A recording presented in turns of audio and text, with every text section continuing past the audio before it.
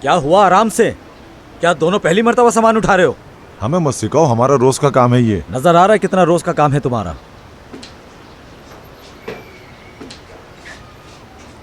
कैसे आप लोग?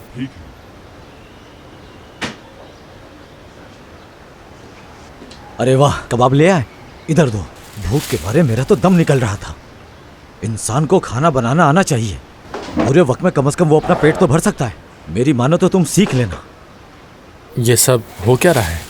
दरअसल नरगिस ने ये सारा सामान मुझे गरीब लोगों में तकसीम करने के लिए कहा था।